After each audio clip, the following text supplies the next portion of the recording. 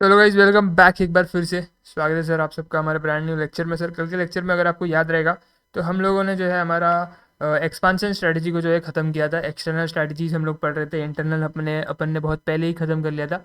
External strategies कल के lecture में अपन ने ख़त्म किया। टर्न अराउंड स्ट्रेटजी अपन ने जो है देखनी शुरू करी कि कैसे आप जो है अगर आपके बिजनेस को बंद करके एग्जिट लेना चाहते हो तो स्ट्रैटेजी के लिए आपने कैसे एग्जिट लेना चाहिए, कैसे आपने सारी चीज़ों को प्लान करना चाहिए, इसके बारे में हमने एक ब्रीफ डिस्कशन लिया। उसके अंदर अपन ने देखा एक स्ट्रैटेजी अपने को देखते हुए मिलती है टर्न अराउंड स्ट्रैटेजी, जिसका एक दूसरा नाम रिट्रेंचमेंट स्ट्रैटेजी भी होता है। तो टर्न अराउंड स्ट्रैटेजी बोल लो या फिर रिट्रेंचमेंट स्ट्रैटेजी बोल लो, बात एक ही हो गई।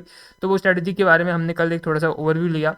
उसके अंदर हमने एक एक क्वेश्चन देखा था कि भाई आपने कब टर्न अराउंड करना चाहिए, मतलब क्या सिचुएशन से, क्या कंडीशन से, क्या आपकी कंडीशन सिचुएशन रहेगी जो कि आपको इंडिकेशन देगी कि भाई यार तेरे को अभी टर्न अराउंड स्ट्रैटेजी की तरफ जो है जाना पड़ेगा सर। तो कंडीशंस और इंडिकेशंस अपन ने देखे, 6 पॉइंट देखे थे। जे 6 इंडिकेशन से, 6 सिग्नल से, अगर ये सिग्नल्स आपको आपके बिजनेस के अंदर देखने को मिलते हैं, इसका मतलब है कि आपको टर्न अराउंड स्ट्रैटेजी की तरफ जाना पड़ेगा।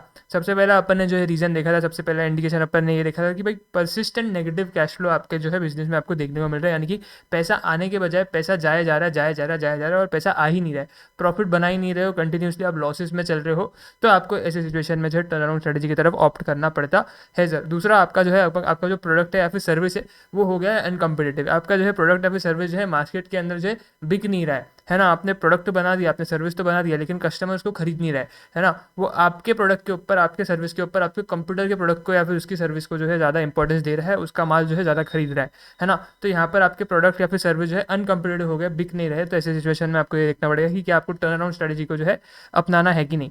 आपका मार्केट शेयर गिर रहा है, अब डेफिनेट मतलब जाहिर सी बात है, अगर आपका जो है यहाँ पे कैश फ्लो नेगेटिव हो रखा है, लॉस में आपका बिजनेस जा रहा है, आपका प्रोडक्ट बिक नहीं रहा है, तो कहीं ना कहीं आपका मार्केट शेयर भी कम हो रहा होगा, है ना। तो आपका अगर मार्केट शेयर डिक्लाइन हो रहा है, कम हो रहा है, तो ऐसी सिचुएशन में भी आपको जो है यहाँ पे क्या करना पड़ेगा, टर्न अराउंड स्ट्रेटेजी को जो है ऑप्ट करना पड़ेगा।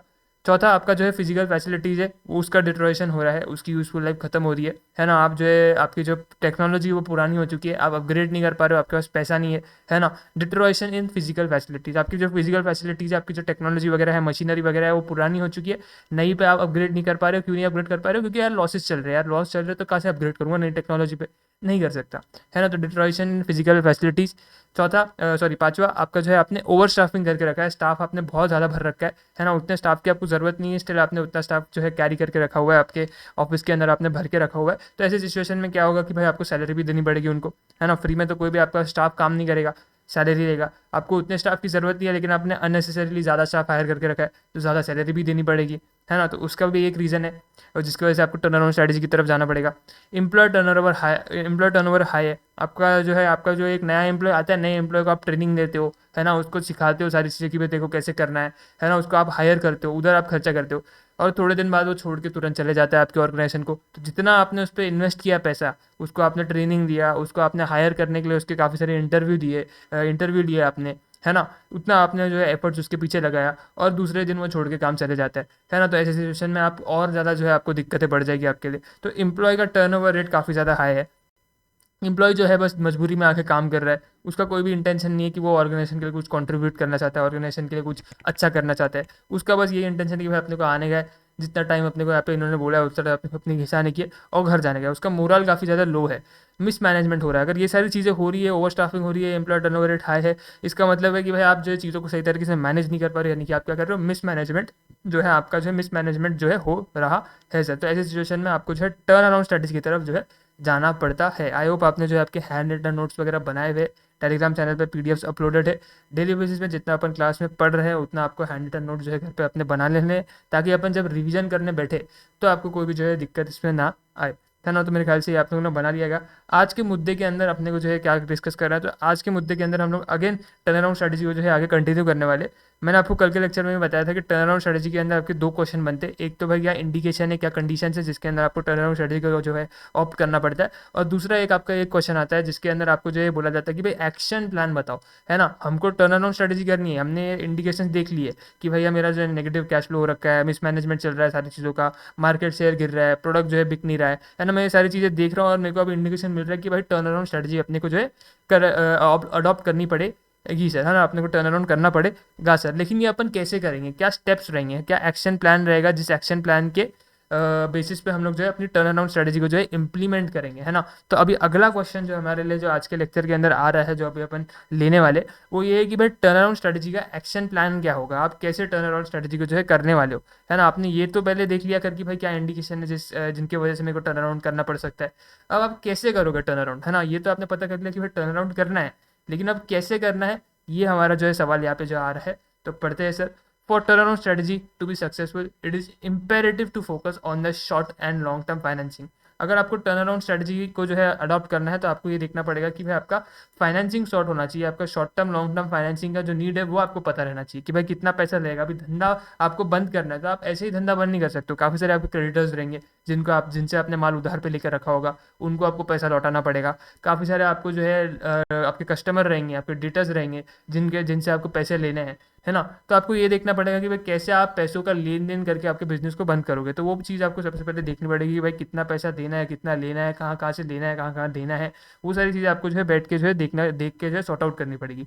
और workable action plan for turn around strategy would involve following stages. अब जब आप एक्शन प्लान बना रहे हो, जब आप तैयारी कर रहे हो टर्न अराउंड करने की, तो आपके पास कुछ अलग अलग स्टेजेस रहेंगे। इन अलग अलग स्टेजेस को आपको जो है यहाँ पे फॉलो करना पड़ेगा अगर आप टर्न अराउंड स्ट्रेटजी को जो है अडॉप्ट करना चाहते हो। सबसे पहला स्टेज आपके अंदर ये आ रहा है कि आप करंट प्रॉब्लम्स को असेस करो। देखो कि भाई क्या करंट प्रॉब्लम्स आ रहे हैं मेरे बिजनेस के अंदर जिसकी वजह से मेरे को टर्न अराउंड करना पड़ रहा है। पहले आप प्रॉब्लम को आइडेंटिफाई करोगे, उसके बाद आप उसका सोल्यूशन ढूंढोगे। पहले आप सोल्यूशन नहीं ढूंढते ना, पहले आप देखते हो कि प्रॉब्लम क्या है। जब एक बार प्रॉब्लम मेरे को पता लग गई तो उसके बाद मैं उसके सोल्यूशन ढूंढ सकता हूँ। तो जो भी प्रॉब्लम्स आपको करंटली फेस करने को मिल रही है आपके ऑर्गेनाइजेशन के अंदर, जिसकी वजह से आपको लग रहा है आपको टर्न अराउंड करना पड़ेगा, है ना, वो प्रॉब्लम को ढूंढो, वो प्रॉब्लम को अच्छे से समझो कि भाई क्या प्रॉब्लम है, क्या उसका रूट कॉज है, उसको समझो, है ना। क्यों वो प्रॉब्लम आ रही है आपके बिजनेस के अंदर, उसको आप क्या सॉल्व कर सकते हो, क्या नहीं कर सकते हो, उसकी बात रहेगी। पहले आप प्रॉब्लम को आइडेंटिफाई करो। सबसे पहला स्टेज है कि भाई प्रॉब्लम को आइडेंटिफाई करो, उसको असेस करो, समझो कि किस वजह से वो प्रॉब्लम आपको फेस करने को मिल रहा है। तो वो चीज़ आपको जो है पहले स्टेज के अंदर देखनी है। The first step is to assess the current problems and get to the root cause and the extent of damage the problem has caused। बोल रहे हैं कि सर पहले स्टेज के अंदर पहले तो प्रॉब्लम को पता करो, प्रॉब्लम कौन सी है जिसकी वजह से आपका टर्न अराउंड आपको करना पड़ रहा है, एंड उसके रूट कॉज तक पहुंचो, क्या उसका रीजन था जिसकी वजह से वो प्रॉब्लम हमको जो है देखने को मिली, कितना डैमेज उसने हमारे बिजनेस में आज की डेट पे जो है, हमारे बिजनेस के ऊपर जो है कितना डैमेज उसने जो है आज की डेट में किया हुआ है, ये आपको जो है देखना पड़ेगा पहले स्टेज के अंदर में। इंपॉर्टेंट आंसर, इंपॉर्टेंट क्वेश्चन है, मेरे को लग रहा है एग्जाम में आपके सितंबर 24 या फिर जनवरी 25 के अंदर पूछा जा सकता है ना। बिकॉज पिछले 2-3 अटेम्प्ट से turn around strategy, retrenchment strategy को जो है इंस्टीट्यूट ने हाथ नहीं लगाया। तो अगर उसको 5 मार्क के लिए पूछना है तो वो सीधा आपको डायरेक्टली स्टेजेस पूछ सकता है। तो स्टेजेस इंपॉर्टेंट रहेंगे, है ना। बस काफ़ी मतलब ऐसा कुछ है नहीं कि भाई मतलब बाउंसर जाएगा, या आपको एकदम बेसिक से स्टेप्स रहेंगे, बेसिक से स्टेजेस रहेंगे, वो आपको समझने।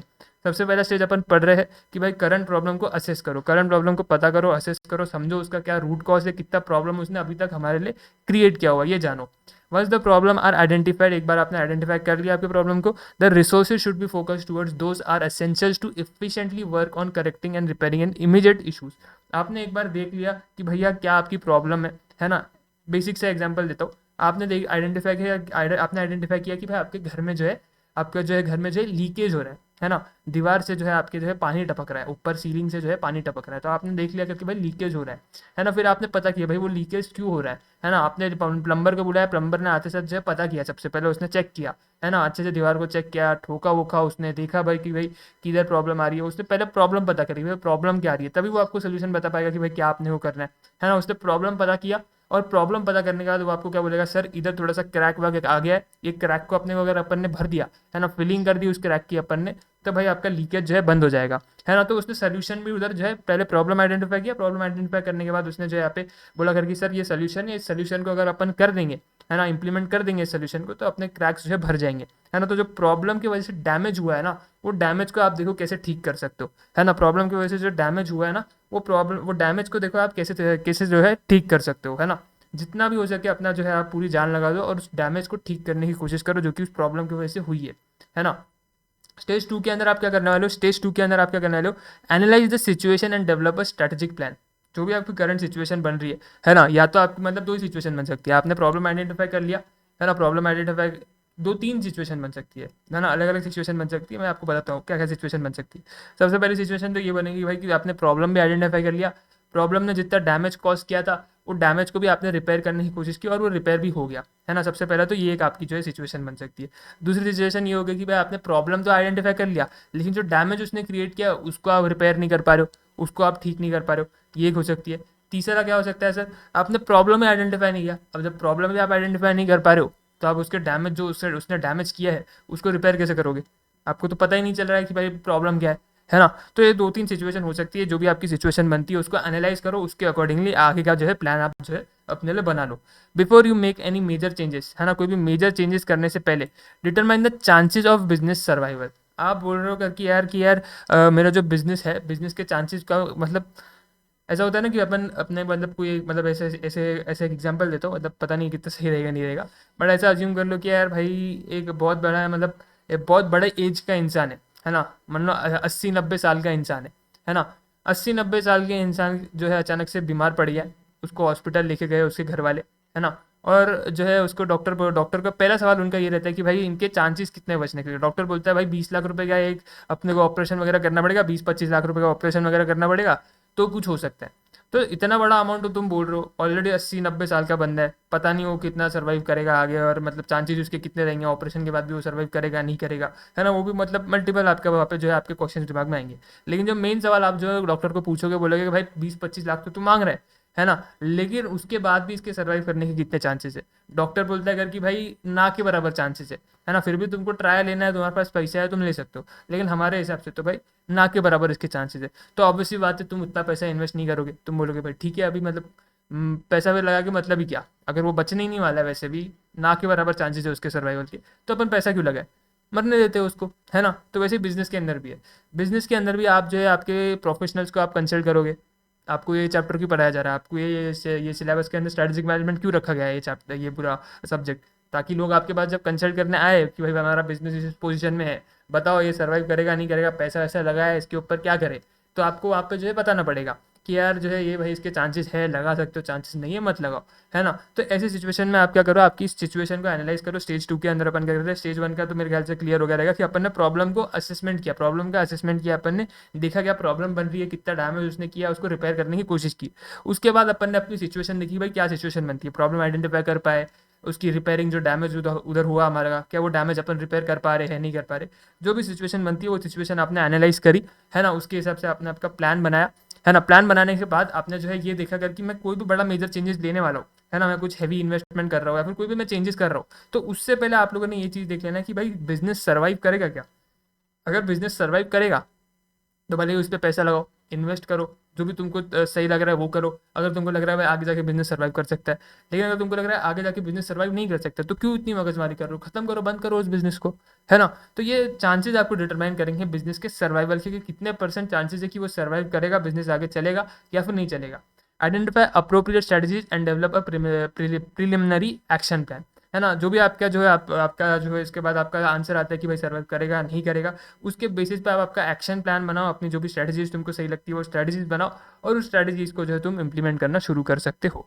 For this one should look for the viable core business, adequate bridge financing and available organisation resources. अगर आपको जो है आप देख रहे हो करके आपके बिजनेस की हालत बहुत ज़्यादा खराब हो गई है, बिजनेस लॉस में चल रहा है, बिजनेस के जो भी प्रोडक्ट्स है वो बिक नहीं रहे हैं मार्केट के अंदर, मार्केट शेयर धीरे धीरे कम हो रहा है, एम्प्लॉय लोग काम छोड़ के जा रहे हैं, आप देख रहे हो आपकी ऐसी हालत बन चुकी है ना। तो ऐसे सिचुएशन के अंदर सर आपको ये जो है यहाँ पे जो है पैसों की बहुत ज़्यादा ज़रूरत पड़ेगी, है ना, क्योंकि पैसा आ नहीं रहा है, कैश फ्लो नेगेटिव हो रखा है, लॉस में जा रहा है बिजनेस। अगर बिजनेस को अपने को इधर बनाए रखना है, अपनी बिजनेस को अपने को कंटिन्यू करना है आगे, तो अपने को पैसा लगेगा, है ना। तो अपने को पैसा लगेगा, तो आपको पैसे की बहुत ज़्यादा ज़रूरत रहेगी। पैसा आपको कहाँ से मिलेगा, बैंक से मिलेगा, बैंक से ले सकते हो पैसा।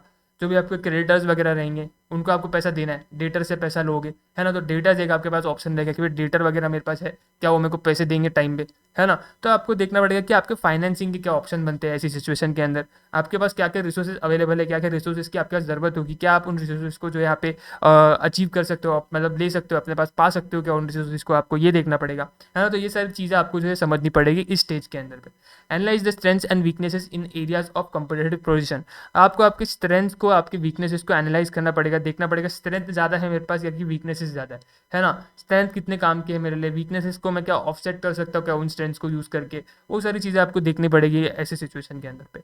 Once major problems and opportunities are identify, develop a strategic plan with specific goals and defined function actions. एक बार आपने क्या कर लिया, आपका जो है प्रॉब्लम्स आपको पता लग गई है, आपको पता लग गया कि भाई कैसे मैं इस प्रॉब्लम को ठीक कर सकता हूँ, उसके बेसिस पे आप आपकी स्ट्रैटेजी बनाओ, आगे बढ़ो, खत्म करो बात को।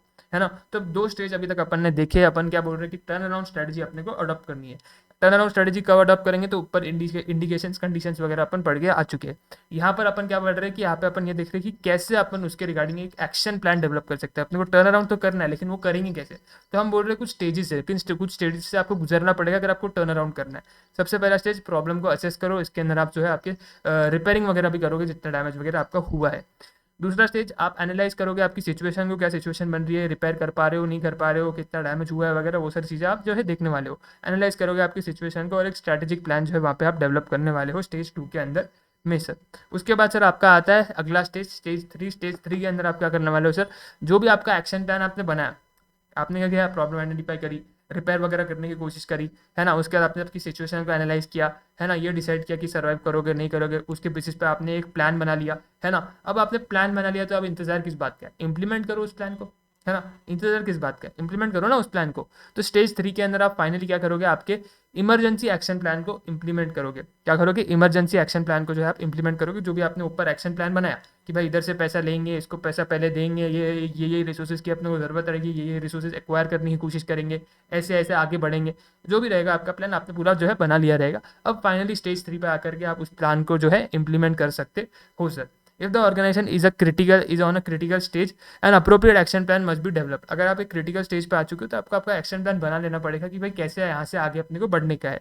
To be develop to stop the bleeding and enable the organisation to survive. आपका कोशिश क्या रहेगा कि भाई मेरा ऑर्गेनाइजेशन जो है ज़्यादा से ज़्यादा लंबे समय तक जो है सर्वाइव करे। अगर एक पर्सन है जो कि जो है आपके ऑपरेशन उसका हो रहा है, तो आप यही कोशिश कर रहे हो कि यार भाई अगर 80-90 साल का बंदा है, बेड पे पड़ा हुआ है, उसका अपन बोल रहे हैं कि 20-25 लाख का ऑपरेशन करवाना पड़ेगा। अगर फैमिली उसकी बोलती है कि हाँ भाई करो, तो इसी उम्मीद में बोल रही है ना कि भाई वो बंदा सर्वाइव करे और 10 साल में भी जी ले वो, है ना। 80-90 साल का बंदा और 10 साल जीता है तो बहुत बड़ी बात है ना, बहुत बड़ी बात है। तो ऐसी सिचुएशन के अंदर में सर आपको बस यही आपका इंटेंशन है कि यार मेरा जो भी बिजनेस है ना, मेरा जो भी बिजनेस है वो सर्वाइव करे, है ना। अगर आपके बिजनेस की हालत बहुत ज़्यादा मतलब बहुत ज़्यादा टाइट हो रही है, वो टाइट हो रखी है, कैश फ्लो आ नहीं रहा है ना, पैसा जाया जा रहा है, मार्केट शेयर गिर रहा है ना। तो ऐसी सिचुएशन में आप बस ये कोशिश करते हो कि भाई कुछ करके मैं क्या करूँ, मेरे इस सिचुएशन को जो है इंप्रूव करके जो है सर्वाइव करवाने की कोशिश करूँ मेरे बिजनेस को। तो उसके लिए आपको बस एक्शन प्लान बनाना है। वो एक्शन प्लान अपन ने स्टेज 2 के अंदर बना लिया सारी सिचुएशन को एनालाइज वगैरह करके, और स्टेज 3 में आप फाइनली उस प्लान को इंप्लीमेंट करोगे। The plan typically includes human resource financial. इसके अंदर आप क्या क्या करोगे, देखोगे भाई आपके कौन से एम्प्लॉयज़ है ना, कौन से एम्प्लॉयज़ मेरे लिए बहुत ज़्यादा काम के, कौन से एम्प्लॉयज़ मेरे लिए काम के नहीं है। अगर जो कुछ एम्प्लॉयज़ ऐसे हैं जो कि मेरे लिए काम के नहीं है, जैसे कि अपन ने देखा आपने ओवर स्टाफिंग कर रखी है, तो ओवर स्टाफिंग का सोल्यूशन क्या रहेगा, जो लोग मेरे लिए काम के नहीं है, जो लोग मैंने अननेसेसरीली हायर करके रखे, उनको जॉब से निकालो, है ना, उनको खाली करो, उनको बाहर का रास्ता दिखाओ। क्यों, क्योंकि मेरे को अभी उनकी ज़रूरत ही नहीं है, मैं अननेसेसरीली उनको क्यों काम पे रखूँ, क्यों उनको मेरा अननेसेसरीली पैसा मैं उनके ऊपर वेस्ट करूँ, सैलरीज वगैरह दूँ, है ना। तो आपकी ह्यूमन रिसोर्स को आपको सही तरीके से मैनेज करना पड़ेगा। फाइनेंस आपको आपका देखना पड़ेगा, है ना। बहुत ज़्यादा उधारी पे आप माल बेचे जा रहे हो, कैश आ नहीं रहा है कहाँ से भी, इसके लिए तो आपका नेगेटिव कैश फ्लो हो रहा है, क्योंकि कैश आ ही नहीं रहा है। माल तो बेचे जा रहे हो, माल आप बना रहे हो, आपका पैसा लग रहा है, लेकिन सामने से पैसा आ ही नहीं रहा है ना। कस्टमर पैसा दे नहीं रहा है, कहते हैं देता हूँ क्रेडिट भाई, थोड़ा उधारी मतलब थोड़ा सिचुएशन टाइट है, देता हूँ बाद में देता हूँ, कर क्यों कर रहा है आपको, है ना। तो आपको फाइनेंस भी आपका देखना पड़ेगा, लोन वगैरह लेना है, कितना लोन लेना है, कितना आपको आपका खुद का पैसा इंट्रोड्यूस करना है ना, वो सारी चीज़ें भी आपको देखनी पड़ेगी। Marketing and operation actions to restructure, आपको आपके डेट्स वगैरह देखने पड़ेंगे, जैसे कि मैंने आपको बताया लोन वगैरह आपको देखने पड़ेंगे। मार्केटिंग वगैरह का आपको तरीका देखना पड़ेगा कि भाई मार्केटिंग वगैरह का तरीका कैसे चल रहा है मेरा करंटली, है ना, सही तरीके से मार्केट कर रहा हूँ नहीं कर रहा हूँ। ऑल टुगेदर आपने जो है अभी आपके बिजनेस को एक अलग आपने तरीके से जो है आपने जो है एक देखना शुरू किया है कि भाई मेरा बिजनेस इतने टफ सिचुएशन में, यहाँ से मेरे को इसको बाहर निकलना है। तो ऑल टुगेदर सारी स्ट्रेटेजीज आप बदल रहे हो, तो सारी चीज़ें आपको जो है ध्यान से रख के जो है आगे बढ़नी रहेगी सर। आपका आपका कॉस्ट रिड्यूस करने को देखना पड़ेगा यहाँ पे, है ना, क्योंकि आपका जो है आपके पास पैसा आ नहीं रहा है ना। अगर आपका पैसा नहीं आ रहा तो आपको ये देखने की कोशिश कर रही है कि पैसा में कितना कम से कम जो है जाए, है ना। आपकी कोशिश ये है कि भाई पैसा आ नहीं रहा है तो पैसा ज़्यादा जाए भी ना, है ना। तो उसके लिए आप कॉस्ट को भी कम रखने की कोशिश यहाँ पे करोगे। तो ये सारी चीज़ें आपको जो है इसके अंदर जो है आपके स्टेज 3 के अंदर देखनी पड़ेगी। जब आपका एक्शन प्लान इंप्लीमेंट करोगे तो ये सारी चीज़ें आपको देखनी पड़ेगी कि भाई ह्यूमन रिसोर्स आपको सही तरीके से मैनेज करना है, फाइनेंस आपका सही तरीके से आपको मैनेज करना है, कॉस्ट आपको कम करने की कोशिश करनी है, डेट वगैरह को आप कैसे रिस्ट्रक्चर करोगे, डेट वगैरह का आपका क्या सीन रहेगा वो आपको देखना है ना, कितना लोन लेना है और कितना लोन आपको जो है रीपे करना है, वो सारी चीज़ें आपको जो यहाँ पे देखनी पड़ेगी। एंड वो सारी चीज़ों को देखते हुए आप आपके प्लान को, एक्शन प्लान को जो भी आपने बनाया हुआ है स्टेज 2 के अंदर में, उसको आप इंप्लीमेंट करने वाले हो सर। और positive operating cash flow must be establish as quick as possible and enough funds to implement the turnaround strategy must be rate. अगर आपको टर्न अराउंड करना है तो टर्न अराउंड करने के लिए भी आपको पैसा लगेगा, है ना। आपके कुछ ऐसे आपके कुछ ऐसे क्रेडिटर्स रहेंगे जिनको आपने पैसा अभी तक दिया नहीं है ना, उनको आपको पैसा देना पड़ेगा, है ना। तो उसके लिए आपको पैसा तो लगेगा। तो टर्न अराउंड स्ट्रेटेजी आप टर्न अराउंड कर रहे हो, है ना, जब आपके बिजनेस को जो है आप बिजनेस का कोई डिवीजन हो गया, फिर कोई डिपार्टमेंट हो गया, आप उसको बंद कर रहे हो, तो उधर आपके कुछ क्रेडिटर्स होंगे, कुछ आपने उधारी लेकर रहेगी, तो बंद करने से पहले वो भी तो पैसा आपको लौटाना पड़ेगा। तो टर्न अराउंड स्ट्रेटेजी के लिए भी आपको पैसा लगेगा, आपको आपको कैश फ्लो लगेगा। तो वो कहाँ से आपको मैनेज करना है, कहाँ से आपको पैसा लेकर के आना है, वो सारी चीज़ें आपको देखते हुए जो है आपका एक्शन प्लान जो वैसा आपको बनाना है और उस तरीके से आपको इंप्लीमेंट करना है कि decent amount of cash flow आ जाए, जिससे मैं मेरी टर्न अराउंड स्ट्रेटेजी को जो है इंप्लीमेंट कर सकूँ सर। तो मेरे ख्याल से आपको स्टेज 3 क्लियर रहेगा। पहले स्टेज पे अपन ने प्रॉब्लम को समझा कि प्रॉब्लम की वजह से क्या क्या दिक्कतें हमारे लिए हुई है, रिपेयर करने की कोशिश की, फिक्स करने की कोशिश की उस प्रॉब्लम से जो अपने को डैमेज हुआ उसको। उसके बाद अपन ने स्टेज 2 के अंदर हमारी सिचुएशन को एनालाइज किया कि क्या सिचुएशन बन रही है, उसके अकॉर्डिंग एक प्लान बनाया।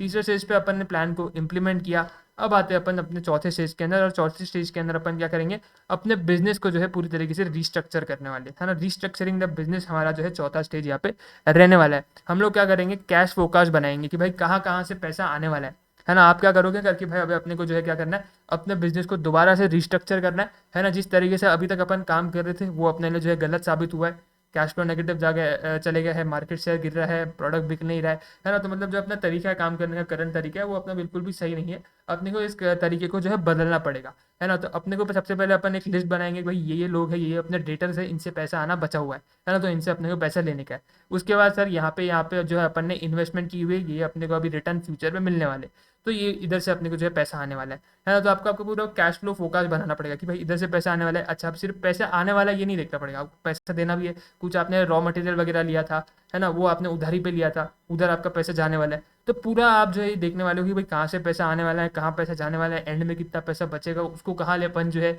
इन्वेस्ट करने वाले, वो सारी चीज़ें आपको देखनी पड़ेगी। और एक कैश फ्लो आपको आपको बनाना पड़ेगा कि कहाँ कहाँ से आपका कैश जो है आने वाला है और कहाँ कहाँ आपका कैश जो है जाने वाला है। एनालाइज असेट्स एंड डेट्स, आपको ये देखने पड़ेगी आपके पास कितने असेट्स है ना, कौन से असेट्स आपके लिए काम के हैं, कौन से असेट्स आपके काम के लिए नहीं है। जो असेट्स आपके काम के नहीं है उनको बेच के आप जो है कैश जनरेट कर लोगे, और कैश से जो भी आपकी उधारी वगैरह रहेगी आप उनको जो है वहाँ पे ख़त्म कर सकते हो, है ना। Review profits and analyse other की फाइनेंशियल फंक्शंस, आप आपके प्रॉफिट्स वगैरह देखोगे भाई कैसे आप आपके प्रॉफिट्स को बना सकते हो। अभी तक तो आप लॉस में चल रहे थे, लेकिन आपका गोल क्या है, आपका एम क्या है कि आपकी कंपनी को प्रॉफिटेबल बनाना है। तो ये लॉस से अपन कैसे अपनी कंपनी को प्रॉफिट की तरफ लेके जाएंगे, वो सारी चीज़ें आपको देखनी पड़ेगी, है ना। आपको ये कोशिश करना है कि कैसे आप आपकी करंट सिचुएशन को बेहतर बना सको। आपको कोशिश करना है जितना जल्द से जल्द हो सके आपको आपकी जो ऑर्गेनाइजेशन है उसको जो है आपको जो है एक अच्छी डायरेक्शन में जो है यहाँ पे लेके जाना है। आपके ऑर्गेनाइजेशन की करंट सिचुएशन को आपको बहुत ज़्यादा तेज़ी से जो है इंप्रूव करना है, रैपिड आपको इंप्रूवमेंट यहाँ पे जो है करना पड़ेगा sir. During the turnaround, the product mix may be changed, requiring the organization to do some repositioning. आपका प्रोडक्ट मिक्स हो सकता है, चेंज हो जाए, है ना। आप पहले प्रोडक्ट जो बना रहे थे, अब आपका प्रोडक्ट वो बिक नहीं रहा है। एक रीज़न अपन ये देखा था टर्न अराउंड का, ये है कि भाई आपका प्रोडक्ट बिक नहीं रहा है। तो कहीं ना कहीं आपके प्रोडक्ट के अंदर कुछ ऐसे चीज़ें रहेगी जो कि आपके कस्टमर को पसंद नहीं आ रही है, वो चीज़ें आपको चेंज करनी पड़ेगी। कस्टमर ने फीडबैक आपको दिया रहेगा, वो फीडबैक को आपको समझना पड़ेगा और उसके अकॉर्डिंगली आपके प्रोडक्ट को आपको बनाना पड़ेगा ताकि आपका प्रोडक्ट जो है बिके। तो आपके प्रोडक्ट के अंदर भी काफ़ी सारे चेंजेस आपको जो है करने पड़ेंगे। Core products neglected over time में require immediate attention to remain competitive. ऐसा हो सकता है कि आप प्रोडक्ट लॉन्च किए जा रहे हो, लेकिन आपका एक मेन प्रोडक्ट था जो कि मार्केट के अंदर बहुत बिक रहा था, लेकिन क्योंकि आप नए नए प्रोडक्ट लाते गए, वो जो कोर प्रोडक्ट था आपका, अच्छा प्रोडक्ट था जो कि मार्केट के अंदर बिक रहा था, जो कि लोगों को पसंद आ रहा था, वो जो है लोगों की नज़र से हट गया। क्यों? क्योंकि आपने काफ़ी सारे नए प्रोडक्ट्स जो है एक ही साथ जो है लॉन्च कर दिए मार्केट के अंदर। तो आपको ये फिर से देखना पड़ेगा कि भाई कौन सा मेरा कोर प्रोडक्ट था जो कि मेरे लिए बहुत ज़्यादा अच्छा परफॉर्म कर रहा था। वो प्रोडक्ट को मेरे को वापस से जिंदा करना पड़ेगा, वो प्रोडक्ट को मेरे को वैसा प्रोडक्ट को मेरे को वापस से मार्केट के अंदर लेकर के आना पड़ेगा, ताकि कस्टमर लोग मेरे उस प्रोडक्ट को खरीदें, ताकि मैं मेरा जो इतना भी लॉस अभी तक मेरे को हुआ है वो रिकवर करूँ और प्रॉफिट की तरफ बढ़ सकूँ, है ना। तो आपका जो भी कोर प्रोडक्ट है जो कि आपने पास्ट में जो है जिसको निगलेक्ट कर लिया था, जिसको आपने जो है समझा था कि भाई मतलब ये तो ऐसा ही प्रोडक्ट है, बिक रहा है तो अपने नए प्रोडक्ट भी बिकेंगे। आपने एक साथ बहुत सारे नए प्रोडक्ट जो है मार्केट के अंदर लेकर गए, लेकिन नए प्रोडक्ट बिके नहीं। उसके चक्कर में हुआ क्या, जो पुराना प्रोडक्ट बिक रहा था, अच्छा खासा चल रहा था मार्केट के अंदर, वो भी कहीं ना कहीं जो है छुप गया, हाइड हो गया। तो उस प्रोडक्ट को आपको वापस से जो है रिवाइव करना है, वापस से उसको जिंदा करना है, वापस से उसको लेकर के आना है। तो ये बात आपको समझनी है, जो कोर प्रोडक्ट आपने ओवर द टाइम निगलेक्ट कर लिए थे उसकी तरफ आपको वापस से आपका अटेंशन लेकर के जाना पड़ेगा। वैसे प्रोडक्ट वापस से आपको बनाने शुरू करने पड़ेंगे ताकि लोगों को वो वापस से जो है पसंद आने लगे और वो लोग आपके प्रोडक्ट जो है खरीदे। सम फैसिलिटीज माइट बी क्लोज, कुछ आपकी ऐसे फैसिलिटीज रहती है जो कि आपके काम के नहीं है, कुछ ऐसे आपके बिजनेस के फंक्शन हो सकते हैं जो कि आपके काम के नहीं है, इररिलेवेंट है ना। कुछ वैल्यू एडिशन नहीं कर रहे। अपन ने चैप्टर 3 चैप्टर 2 के अंदर चीज़ें पढ़ी हुई है, वैल्यू एडिशन का कॉन्सेप्ट अपन ने देखा हुआ है, वैल्यू क्रिएशन का कॉन्सेप्ट अपन ने यहाँ पे देखा है। कोई जो भी प्रोडक्ट बना रहे हो उसके अंदर वैल्यू डालो, है ना। कोई भी ऐसा नॉर्मल सा प्रोडक्ट मैंने लेकर के आओ कस्टमर के लिए जो कि मतलब नॉर्मल सा प्रोडक्ट है, जो कि वो मतलब एवं ही खरीद ले, कोई भी ब्रांड का खरीद ले, नहीं। ऐसा प्रोडक्ट बनाओ जो कि वैल्यू उसके लिए क्रिएट करे, है ना। वैल्यू वैल्यू वैल्यू ऐड करो आपके प्रोडक्ट के अंदर, है ना। तो आप जो है आपके जो है ये देखोगे कि कोई भी ऐसे फीचर्स है, कोई भी ऐसे फंक्शन है जो कि आपके काम के नहीं है, जो कि इरेलेवेंट है, उसको आप बंद कर सकते हो। The organisation may even withdraw some even withdraw from certain markets to make organization lenser and targets its products towards a different niche। आप क्या कर सकते हो, अगर आपको लग रहा है करके यार मैं ऑनलाइन माल बेच रहा हूँ, से फॉर एग्जांपल मैं चिप्स बनाता हूँ, चिप्स बना करके मैं ऑनलाइन चिप्स को बेच रहा हूँ। ऑनलाइन इतना चिप्स का मार्केट नहीं है ना। लोग आज भी जो है अपने नॉर्मल को भी रिटेल के स्टोर पे जा करके जो है अपने चिप्स वगैरह लेने परचेज करना पसंद करते हैं। कोई भी ऐसे बल्क में उठा करके ऑनलाइन से परचेज वगैरह नहीं करेगा। एक 10 रुपये का चिप्स का पैकेट तुम ऑनलाइन जा करके नहीं बेच सकते, वो तो तुमको जो है ऑफलाइन रिटेल स्टोर के अंदर ही मिलेगा, है ना। लेकिन तुम अभी तक क्या कर रहे थे, अपने चिप्स को ऑनलाइन बेच रहे थे, कुछ अलग जो है थॉट लेकर के, है ना। बट वो प्रोडक्ट जो है उस मार्केट के लिए सूटेबल नहीं था, ऑनलाइन मार्केट के लिए सूटेबल नहीं था। तो तुमको अपनी मार्केट हो सकती है बदलनी पड़े, है ना। तुमको ऑफलाइन मार्केट से अभी अपने ऑनलाइन मार्केट से ऑफलाइन मार्केट में आना पड़ेगा, है ना। तो वहाँ पर भी जो है वो सिचुएशन, वो डिसीजन भी तुमको यहाँ पे लेना पड़ सकता है ना। Morale building is another important ingredient in organisation competitive effectiveness. अपन ने देखा था कि भाई आपके एम्प्लॉय का मॉरल वगैरह भी लो हो चुका था, वो वही बस ऐसे ही आ रहा है, मेरा ही काम कर रहा है, कुछ उसको जो है इंटरेस्ट वगैरह है नहीं, है ना, बस टाइम पास कर रहा है आके, कुछ उसकी इच्छा नहीं है काम करने की। तो आपको उसका मोरल जो है बढ़ाना पड़ेगा, है ना। आपको इवेंट सेमिनार्स वगैरह जो है कंडक्ट करने पड़ेंगे, उसको मोटिवेशन देना पड़ेगा वहाँ पे, ताकि वो जो है मन लगा करके अच्छे से काम करे, है ना। तो वहाँ पर ऐसे सिचुएशन में आप उसके लिए क्या कर सकते हो, रिवॉर्ड्स वगैरह लेकर के आ सकते हो। उसको बता सकते हो कि भाई मैं, अगर तू मेरा टारगेट जो मैं तेरे को दे रहा हूँ उसको टाइम के अंदर अंदर तू अचीव कर लेता है, तो मैं तेरे को जो है उसके तेरे को जो है कुछ रिवॉर्ड्स दूंगा, कुछ एक्स्ट्रा तेरे को मैं जो है मैं यहाँ पे बेनिफिट्स दूंगा। तो वो सारी चीज़ें जो है तुम यहाँ पे स्कीम्स वगैरह लेकर आकर के अपने एम्प्लॉय वगैरह को भी जो है यहाँ पे मोटिवेट कर सकते हो। और ऐसे तुम अपने पूरे बिजनेस को जो है यहाँ पे रिस्ट्रक्चर करने वाले हो स्टेज 4 के अंदर में। तो मेरे ख्याल से 4 स्टेज अभी तक अपन ने देखे, चारों स्टेज तुमको जो है समझ में आ गए रहेंगे। सबसे पहले स्टेज के अंदर अपन ने प्रॉब्लम को असेस किया, करंट सिचुएशन को एनालाइज किया, दूसरे स्टेज के अंदर और एक एक्शन प्लान डेवलप किया, तीसरे स्टेज के अंदर फाइनली अब हमारा एक्शन प्लान डेवलप हो चुका है, तो उसका भी अपन इंप्लीमेंट करेंगे। तो तीसरे स्टेज के अंदर अपन ने अपने एक्शन प्लान को इंप्लीमेंट किया। चौथे स्टेज के अंदर सर हम लोग हमारे बिजनेस की जो है रिस्ट्रक्चरिंग कर रहे हैं, सारी चीज़ों को वापस से अपन जो है यहाँ पे देख रहे हैं कहाँ दिक्कत आ रही है, कहाँ दिक्कत नहीं आ रही है, और उसको जो है अपन इंप्रूव करने की कोशिश कर रहे हैं सर। लास्ट स्टेज अभी यहाँ पर हमारे पास आने वाला है। लास्ट स्टेज के अंदर आप जो है फाइनली नॉर्मल पे रिटर्न हो जाओगे, जो भी आपका नॉर्मल वे था बिजनेस करने का। बिकॉज अभी अभी तक आप चेंजेस कर रहे थे, है ना, रिस्ट्रक्चर कर रहे थे सारी चीज़ों को। अब आपने फाइनली सारे रिस्ट्रक्चरिंग, सारे चेंजेस आपने जो है आपके जितने भी आपको करने थे वो आप कर चुके हो। अब आप फाइनली जो है आपके नॉर्मल पे जो है रिटर्न करने वाले हो sir. In the final stage of turn around strategy process the organisation should begin to show signs of profitability. अगर आपका जो है टर्न अराउंड स्ट्रेटजी आपके लिए सक्सेसफुल रहती है तो आप प्रॉफिटेबल बन जाओगे, है ना। अभी तक आपके पास जो है पैसा आ नहीं रहा था, अब आपके पास पैसा आना शुरू हो जाएगा। Return on investment and enhancing economic value added. आपके पास जो रिटर्न्स जो है, जो इन्वेस्टमेंट आपने की हुई थी, जिनके ऊपर आपको अभी तक रिटर्न्स नहीं मिल रहे थे, उनके ऊपर आपको रिटर्न्स मिलने भी शुरू हो जाएंगे, है ना। Emphasis is placed on a number of strategic efforts such as careful adding new products. आप जो भी नया प्रोडक्ट मार्केट के अंदर लाओगे एकदम केयरफुली लाओगे, एकदम सावधानी से लेकर के आओगे। अब आपकी कस्टमर सर्विस जो है इंप्रूव करने की कोशिश करोगे, बेटर सर्विस आप आपके कस्टमर को देने की शुरू करोगे। अलायंस बनाने शुरू करोगे, जैसे कि अपन ऊपर देख रहे थे स्ट्रेटेजिक अलायंस, उससे आपको काफ़ी सारे बेनिफिट्स आपको देखने को मिलते हैं। तो आप लोगों के साथ अच्छे रिलेशंस बनाने शुरू करोगे, दूसरे ऑर्गेनाइजेशन के साथ अच्छे अलायंस रिलेशंस बनाने आप शुरू करोगे। मार्केट शेयर आपका बड़ा होना शुरू होगा, इंक्रीज होना शुरू होगा मार्केट शेयर। बिकॉज अपन ने देखा था पहले अपना मार्केट शेयर गिर रहा था, अब अपन ने चेंजेस किए, तो चेंजेस करने के बाद अपना मार्केट शेयर बढ़ना चाहिए। जितनी भी सिचुएशंस अपने को ऊपर देखने को मिली, जितने भी इंडिकेशन अपने को देखने को मिले, वो सारे रिवर्स होने चाहिए, तभी अपन बोलेंगे हाँ टर्न अराउंड स्ट्रेटेजी अपने लिए काम कर रही है सर। तो पांचों स्टेज मेरे ख्याल से तुमको क्लियर रहेंगे। पांचों स्टेजेस तुम्हारे लिए बहुत ज़्यादा इंपॉर्टेंट रह सकते हैं। एग्जाम में डायरेक्ट क्वेश्चन इस पार्ट से इंस्टीट्यूट बना करके पूछ सकता है कि भाई स्टेजेस बताओ टर्न अराउंड स्ट्रेटेजी के क्या होंगे, तो तुमको यहाँ पे लिखना पड़ेगा। कोई भी अटेम्प्ट में आ सकता है, आने वाले अटेम्प्ट के अंदर मेरे ख्याल से ये अच्छा क्वेश्चन रह सकता है, तो इसको ध्यान से तुमको देखना है। हैंड रिटन नोट्स में ऑब्वियसली तुमको ये चीज़ मिलेगी, तो वो तुमको लिख लेनी है। पांचों पॉइंट एक बार मैं तुमको फिर से बता दूं, तो सबसे पहले स्टेज में अपन ने क्या देखा था, अपन ने प्रॉब्लम को असेस किया था, समझा था प्रॉब्लम क्या है, डैमेज कितना हुआ है, और उसको रिपेयर करने की कोशिश की थी। उसके बाद अपन ने अपने सिचुएशन को एनालाइज किया और एक एक्शन प्लान डेवलप किया। उसके बाद अपन ने उस एक्शन प्लान को इम्प्लीमेंट किया, रिस्ट्रक्चरिंग करी, और फाइनली अब अपन जो है नॉर्मल पे जो है अपने आ चुके हैं सर। तो मेरे ख्याल से ये स्टेजेस तुमको क्लियरली समझ चुके रहेंगे, और हैंड रिटन नोट्स भी तुम लोग जो है अपने बना लोगे। अभी अपन बढ़ते हैं आगे सर, आगे आते हैं सर।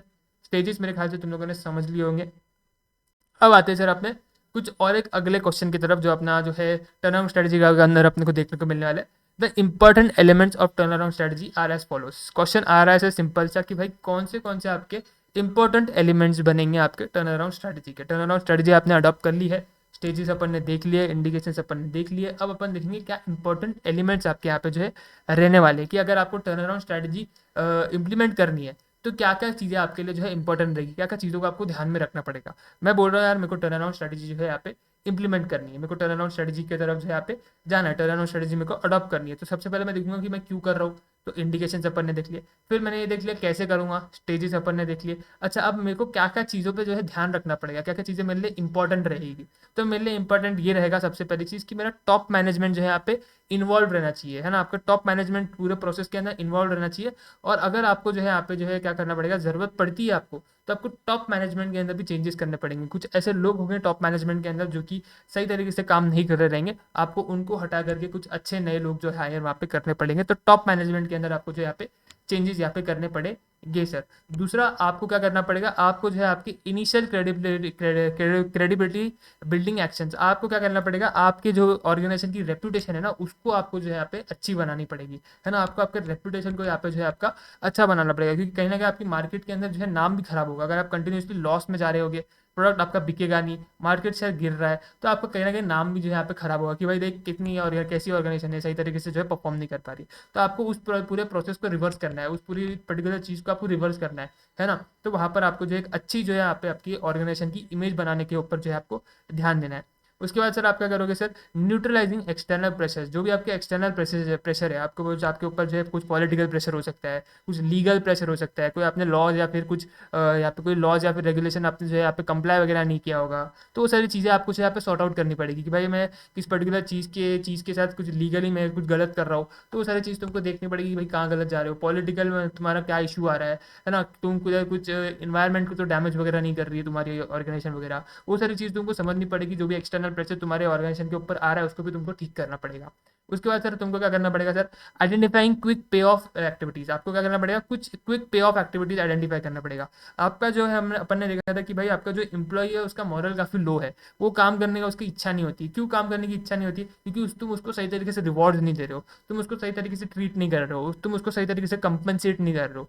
तो तुम उसके लिए कुछ ऐसे जो है पॉलिसीज बनाओ, कुछ ऐसे जो है यहाँ पे तुम जो है उसके लिए रिवॉर्ड्स देकर के आओ जिससे उसको खुशी मिले, है ना। अगर वो काम कर रहा है उसको तुमको कैसे मोटिवेट कर सकते हो कि भाई तुम मन लगा करके अपना 100% दे रिवॉर्ड, वो क्यों काम करने आ रहा है तुम्हारे पास, ताकि उसको पैसा कमाना है, उसको पैसा मिल सके, तो उसको तुम वो अच्छे से दो, है ना। उसके लिए छोटे छोटे टारगेट्स बनाओ, छोटे छोटे टारगेट जैसे जैसे वो अचीव करते जाए थोड़ा थोड़ा उसको रिवॉर्ड देते जाओ, थोड़ा थोड़ा उसको कंपनसेट करते जाओ, ताकि उसको भी जो है वहाँ पे काम करने के लिए जो है यहाँ पे अच्छा लगे सर। तो क्विक पे ऑफ एक्टिविटीज तुमको आइडेंटिफाई करनी है, कैसे तुम उसको पे ऑफ करोगे, कैसे तुम उसको पैसा पे करोगे, है ना, कैसे तुम पैसा पे नहीं करना जरूरी नहीं है, पैसा हो कोई भी कैसे भी रिवॉर्ड वगैरह कैसे तुम उसको कंपनसेट करोगे बेसिकली, वो तुम्हारे लिए बहुत ज़्यादा इंपॉर्टेंट रहेगा। क्योंकि वो अगर मन लगा करके काम करेगा तभी तुम्हारी ऑर्गेनाइजेशन की जो सिचुएशन है वो इंप्रूव होगी। तो ये तुमको देखना है। क्विक कॉस्ट रिडक्शन, तुमको ये कोशिश करनी है अगर पैसा तुम्हारे बिजनेस के अंदर आ नहीं रहा है तो पैसा जाए भी ना, तुमको कॉस्ट रिडक्शन जो यहाँ पे कम करने की कोशिश करनी है, जो तुमको अपना जो कॉस्ट है उसको कम करने की कोशिश करनी है। कॉस्ट रिडक्शन टेक्निक्स तुमको जो है यहाँ पे अपनानी है। जो भी पैसा तुम लगा रहे हो तुमको मेक श्योर करना है तुम ऐसी टेक्नोलॉजी पे लगाओ जिससे तुम्हारा कॉस्ट बचे, कॉस्ट सेव हो, है ना। तो यहाँ पर तुमको जो है कॉस्ट रिडक्शन के लिए जो भी है यहाँ पे जाना पड़ेगा सर।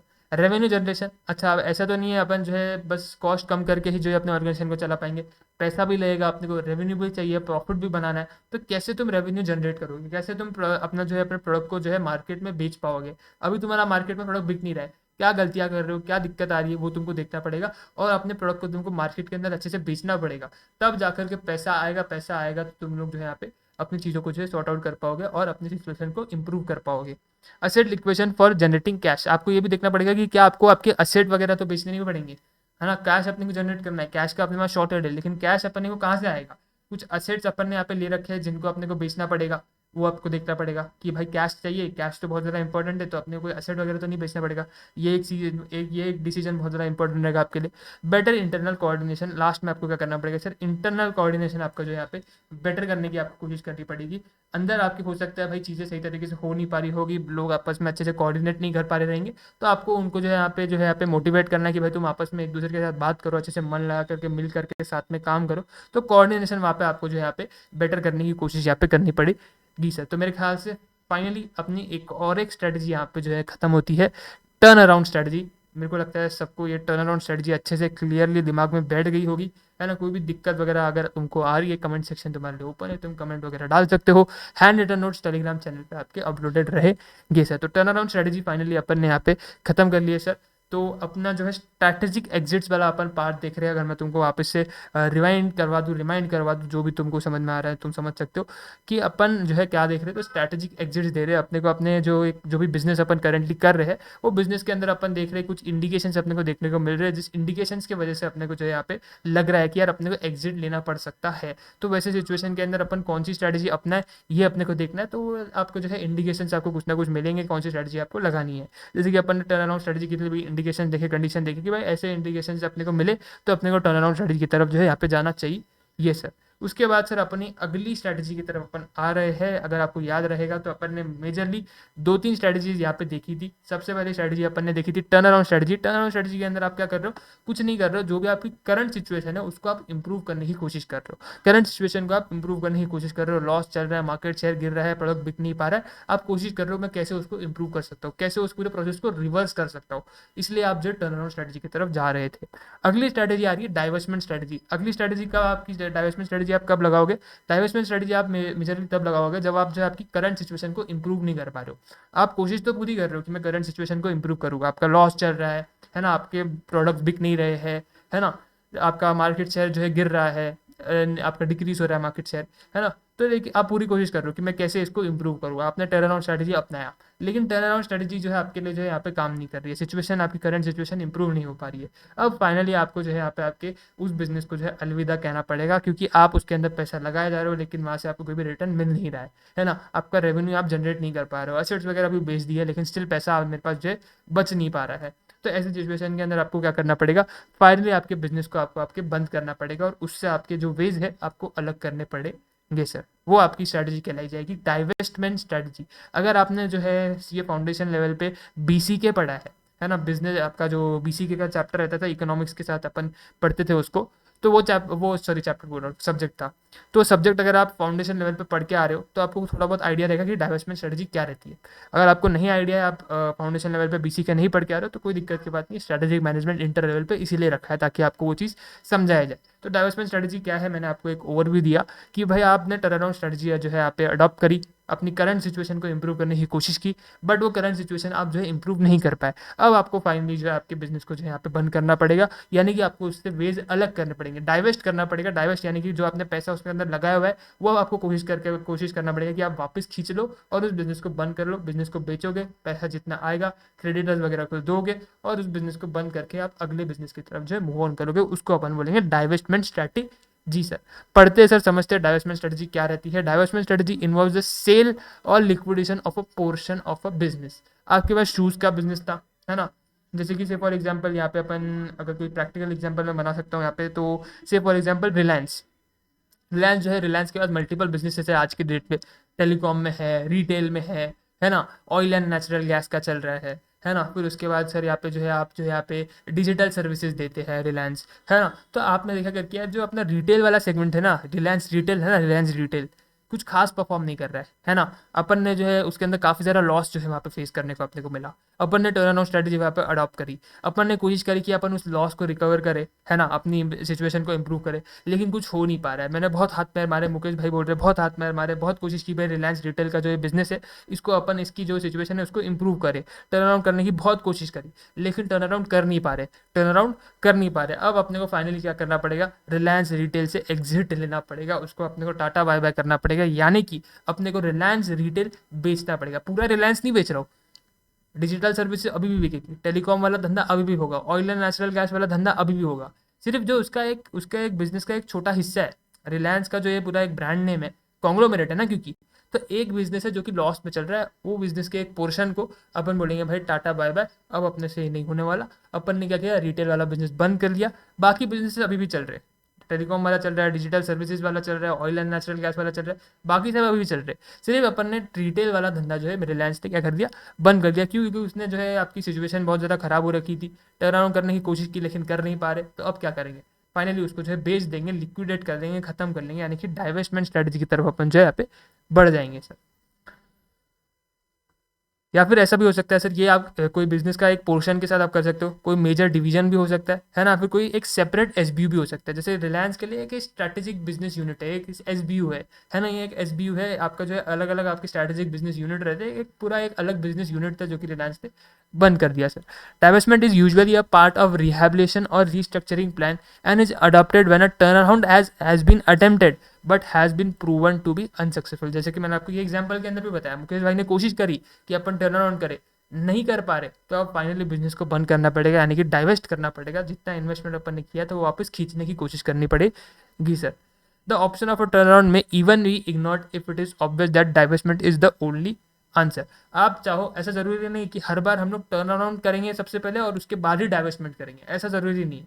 अगर आपको लग रहा है कि भाई अपन टर्न अराउंड करके कुछ अपना मतलब ही नहीं, आपको डे वन से पता है कि भाई टर्न अराउंड करेंगे तो भी सिचुएशन को इंप्रूव नहीं कर पाएंगे, मत करो टर्न अराउंड स्ट्रेटेजी अडॉप्ट, सीधा डाइवेस्टमेंट की तरफ जाओ, कोई दिक्कत नहीं है हमको, है ना। ऐसा कहीं भी लिखा नहीं कि सबसे पहले टर्न अराउंड करना पड़ेगा उसके बाद ही डाइवेस्टमेंट कर पाओगे, ये कहीं पे नहीं लिखा है, ऐसा कहीं पे भी नहीं लिखा है। आपकी मर्जी, अगर आपको लग रहा है कि भाई टर्न अराउंड करके कुछ मतलब का नहीं है, फालतू में टाइम वेस्ट है, अपने को सीधा डाइवेस्टमेंट करना चाहिए, सीधा डाइवेस्टमेंट करो, कोई दिक्कत की बात नहीं है। ऐसा कभी भी लिखा नहीं कि भाई ये सीक्वेंस में ही फॉलो होगा, पहले टर्न अराउंड करोगे फिर डाइवेस्ट करोगे, ऐसा सीक्वेंस नहीं है। आपको लग रहा है डायरेक्ट डाइवेस्टमेंट करना है, डायरेक्ट डाइवेस्टमेंट आप कर सकते हो सर। क्वेश्चन आ रहा है sir, very important question, exam में आ सकता है। A divestment strategy may be adopted due to various reasons. जैसे कि अपन ने जो टर्न अराउंड स्ट्रेटजी का इंडिकेशन देखा, टर्न अराउंड स्ट्रेटजी का रीजन देखा कि क्या रीजन है, negative cash flow, market share गिर रहा है, प्रोडक्ट बिक नहीं पा रहा है, ये सारे अपन ने रीजन देखे वहाँ पे। वैसे डाइवेस्टमेंट स्ट्रेटजी के भी कुछ अपने रीजन रहेंगे, कुछ आपके टर्न अराउंड स्ट्रेटजी से जो है सिमिलर रीजन रहेंगे, कुछ दो तीन अलग रीजन रहेंगे, है ना। तो वो अपन आते हैं और इसको जो है अपन समझने की कोशिश यहाँ पे करते हैं सर। क्वेश्चन मेरे ख्याल से क्लियर रहेगा, मैं यहाँ पे हाईलाइट भी कर लेता हूँ। डाइवेस्टमेंट आपको स्ट्रैटेजी को जो है अडॉप्ट करना है, उसके क्या रीजन रहेंगे, अगर आपको डाइवेस्टमेंट करना है तो उसके क्या रीजन रहेंगे। सबसे पहला reason, a business that had been acquired proves to be mismatch and can not be integrated within the company. आपने क्या खरीदा, मुकेश भाई ने जैसे कि रिलायंस रिटेल वाला जो बिजनेस है अभी अभी खरीदा, अगर आपको याद रहेगा तो बिग बाजार पहले होती थी, अब वो बिग बाजार बन गई है स्मार्ट बाजार। क्यों? क्योंकि रिलायंस ने उसको खरीद लिया, है ना। तो अज्यूम करो फॉर एग्जांपल, अभी के लिए तो मेरे ख्याल से स्मार्ट बाजार काफ़ी अच्छा कर रही है, उनका जो है वो बिजनेस है मेरे ख्याल से प्रॉफिटेबल ही रहेगा, काफ़ी अच्छा कर रही है ना। मैं भी जनरली वहाँ से शॉपिंग वगैरह करने के लिए जाता रहता हूँ।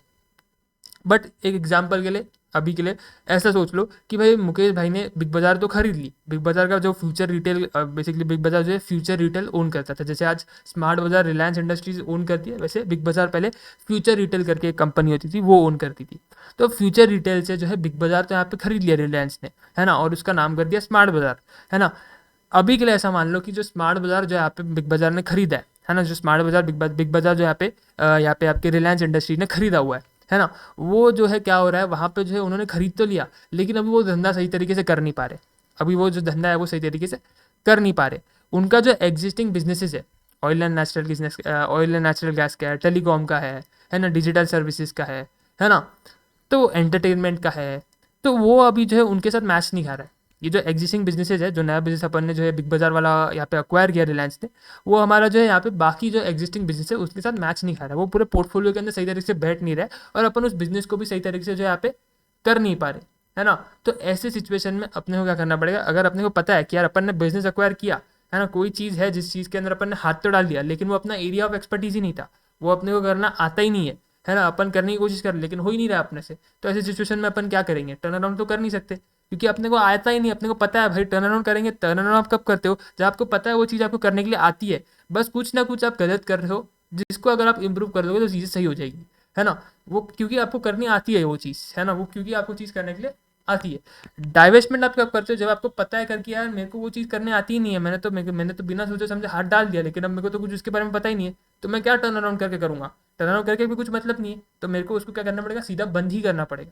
तो मैं क्या करूँगा, यहाँ पर डाइवर्समेंट स्ट्रेटजी की तरफ जाऊँगा। तो सबसे पहला आपका रीज़न वो लोग ये बोल रहे हैं कि आपने जो है कोई रिसेंटली एक बिजनेस अक्वायर किया था, है ना, पर वो बिजनेस जो है आप जो है चला नहीं पाए, it proves to be a mismatch and cannot be integrated within the company. वो जो है आपकी कंपनी के साथ इंटीग्रेट नहीं हो पाया। बाकी आपके बिजनेसेस थे, रिलायंस के बाकी भी बिजनेसेस थे, वो जो बाकी बिजनेसेस थे वो रिटेल वाला बिजनेस इनके साथ इंटीग्रेट ना हो पाया, मैच नहीं खा पाया, रिलायंस चला नहीं पाया उसको, तो इसकी वजह से रिलायंस को वो बिजनेस को जो है क्या करना पड़ा, बंद करना पड़ेगा अभी रिलायंस को उस बिजनेस को, यानी कि वो डाइवेस्टमेंट स्ट्रेटजी की तरफ जाएगा। डाइवेस्टमेंट के अंदर बेसिकली आप वही करते हो, बिजनेस को बेच देते हो, बंद करते हो, खत्म करते हो, बेच देते हो, लिक्विडेट कर देते हो, है ना। तो पहला रीजन आपका बड़ा सिंपल से आ रहा है कि यार आपने एक बिजनेस अक्वायर किया, वो बिजनेस आप चला नहीं पाए, it proves to be a mismatch. और आपने आप जो है क्या कर रहे हो, उसको आप आपकी कंपनी के साथ इंटीग्रेट करने की कोशिश कर रहे हो, बट वो इंटीग्रेट हो नहीं पा रहा। ऐसी सिचुएशन में आपको उसको क्या करना पड़ेगा, डाइवेस्ट करना पड़ेगा।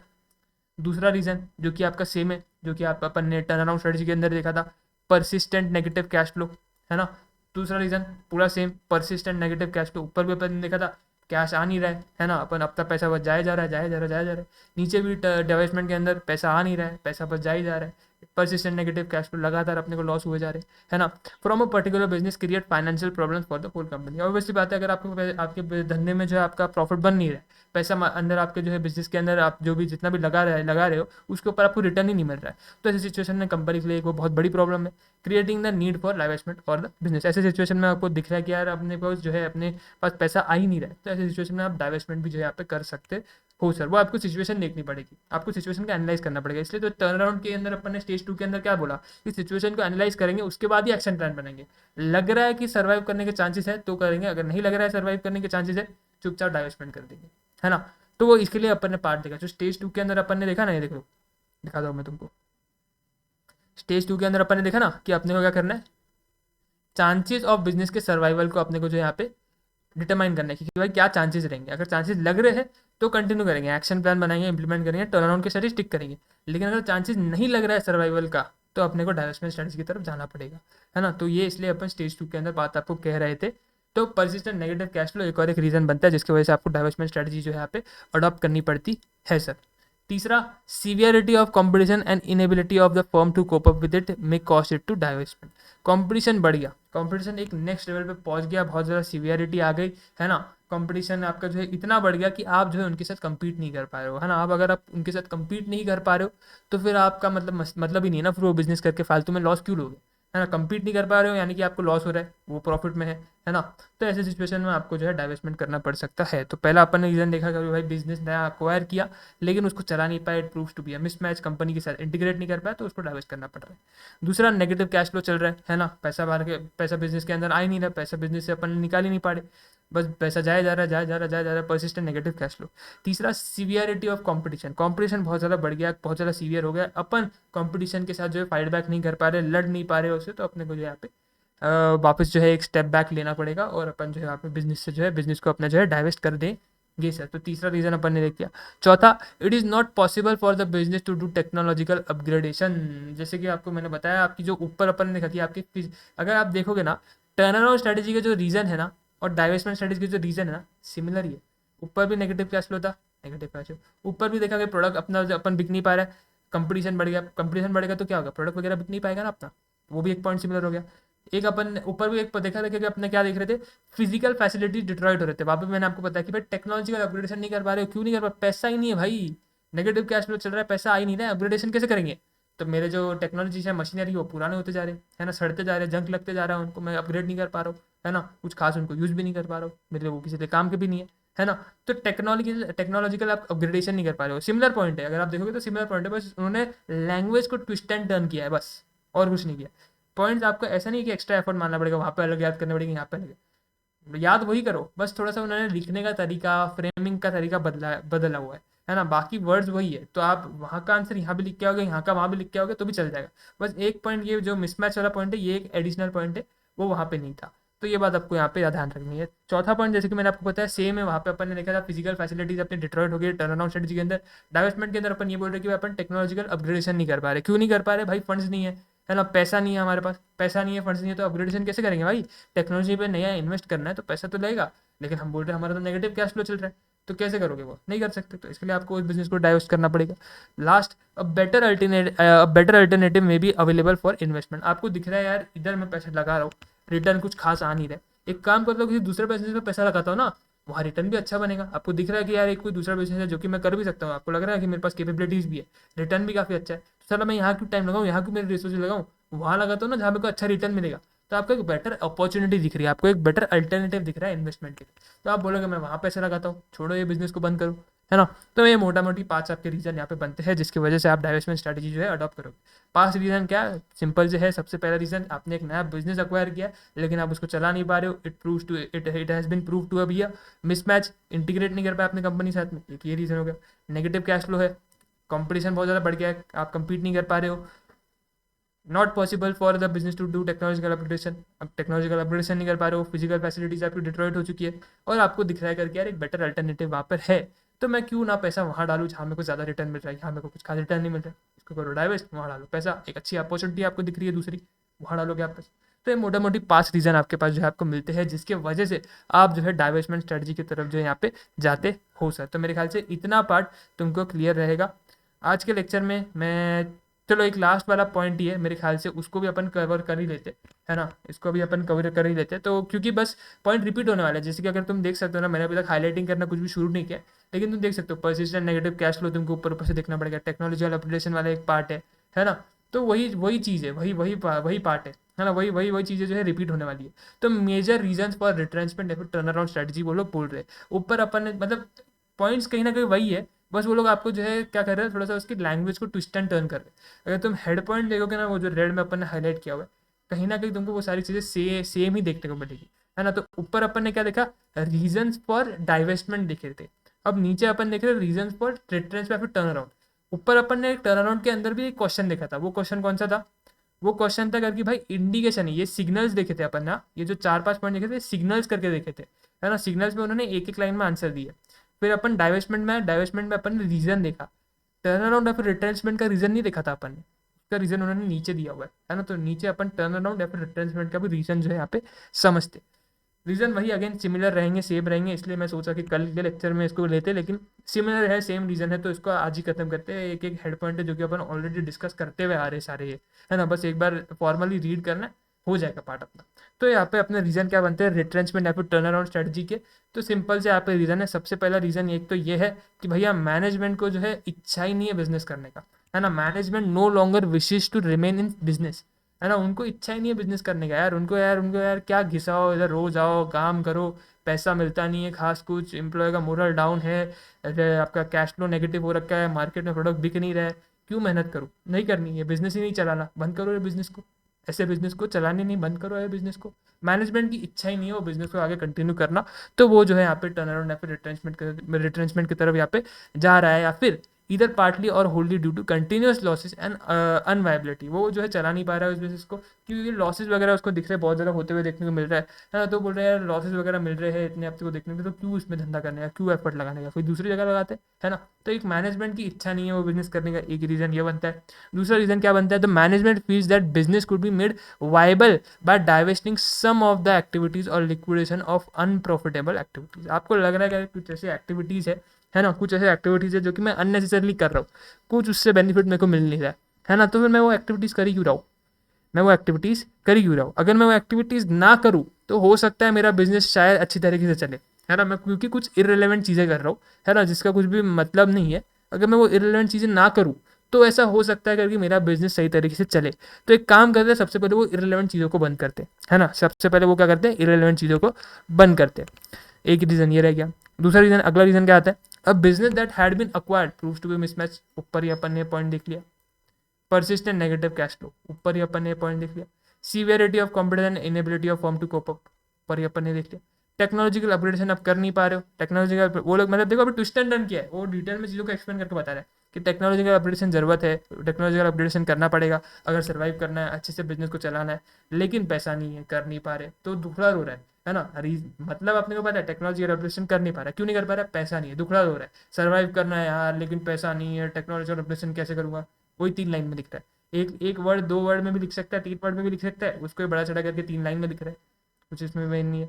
अब बेटर अल्टरनेटिव भी अवेलेबल फॉर इन्वेस्टमेंट, एक बेटर अल्टरनेटिव मिल रहा है इन्वेस्टमेंट के लिए, तो वो करूँगा। 1-2 पॉइंट नहीं डाल दिए, बाकी वही पॉइंट रिपीटेड में उन्होंने जो है रिपीट किया हुआ हर जगह, डाइवेस्टमेंट में बोल लो, रिट्रेंचमेंट में बोल लो, टर्न अराउंड में बोल लो, रिट्रेंचमेंट और टर्न अराउंड तो एक ही है, डाइवेस्टमेंट में बोल लो या फिर टर्न अराउंड में बोल लो, वही पॉइंट्स उन्होंने रिपीट किए, तो मतलब नहीं है कुछ भी सर। मेरे ख्याल से ये वाला पार्ट तुमको हद तक क्लियर रहेगा। कोई भी दिक्कत है डेफिनेटली तुम कमेंट सेक्शन में डाल सकते हो। आज के लेक्चर में अपन यहीं पे रुकते हैं, है ना। आई होप तुमको ये चीज़ें जो है सही तरीके से समझ में आ रही रहेगी। कोई भी कहीं पे भी दिक्कत है कमेंट सेक्शन ओपन है, डाल सकते हो तुम, कोई भी दिक्कत नहीं आएगी तुमको, मेरे को लग रहा है ऐसा, बट आती है तो तुम डाल सकते हो कमेंट सेक्शन में। और हैंड रिटन नोट्स टेलीग्राम पे अवेलेबल है, जाके अपने वहाँ से हैंड रिटन नोट जो है होमवर्क है तुम्हारा डेली का, मैं डेली बोलता हूँ वैसे तो लेक्चर में, मतलब ऐसा नहीं है कोई लेक्चर में मैंने नहीं बोला रहेगा, ऑलमोस्ट हर लेक्चर में मैं बोलता ही हूँ कि मैं हैंड रिटन नोट्स बनाओ, हैंड रिटन नोट्स बनाओ, क्योंकि मेरे को पता है वो एंड के टाइम में बहुत ज़्यादा काम आते हैं। जब तुम 1.5 डेज में एग्जाम से पहले FM SM दोनों लेके बैठते हो, तब तुम्हारी लगी पड़ी रहती है ना। एक तो तुम लोग ऑलरेडी 5 पेपर दे के आए हुए रहते हो, है ना, तुम्हारा बिल्कुल भी इच्छा नहीं रहती है छठे पेपर के लिए बुक उठाने के लिए, अगर तुम बहुत ग्रुप दे रहे हो एक साथ, है ना। तो वैसी सिचुएशन में तुमको यार मतलब कुछ ना कुछ ऐसा चाहिए रहता है जिससे फटाफट फटाफट चीज़ें होती जाए, है ना, फटाफट चीज़ें खत्म होती जाए। तुम अननेसेसरली नहीं वही मॉड्यूल खोल करके वही पूरे टेक्स्ट फॉन्ट वगैरह पढ़ रहे हो, खुद के हैंड रिटन रहेंगे जो कि तुमने शॉर्ट शॉर्ट सारी चीज़ें बना करके रखी है, वो फटफट होते जाएगी, तुमको चीज़ें याद आती जाएगी, तुमको कॉन्फिडेंट भी फील होगा। तो इसके लिए हैंड रिटन नोट्स जो है बहुत ज़्यादा इंपॉर्टेंट है, वो तुम लोग को बना लेने हैं डेली बेसिस पे। तुमको पता है PDF मैंने डाली हुई है, जितना अपन जो है उस लेक्चर में देख रहे हैं, उस लेक्चर में समझ रहे हैं, पढ़ रहे हैं, उतना ही तुमने डेली बेसिस पे जाके बनाना है। अगर तुम ये चीज़ कंसिस्टेंट बेसिस पे करते हो तो मेरे ख्याल से वो नोट्स अच्छे तुम्हारे तैयार हो जाएंगे, जो कि फिर तुम जब रिवीजन करने बैठोगे एग्ज़ाम से पहले, जब तुम बुक उठाओगे तो तुमको बहुत ज़्यादा काम आने वाले हैं। आज के लेक्चर को यहीं पे रोकते, मिलता हूँ अगले लेक्चर में, तब तक के लिए अपना ध्यान रखो और अपना काम करते रहो कंसिस्टेंट बेसिस पे, सब अच्छा होगा। मिलता हूँ अगले लेक्चर में, टेक केयर।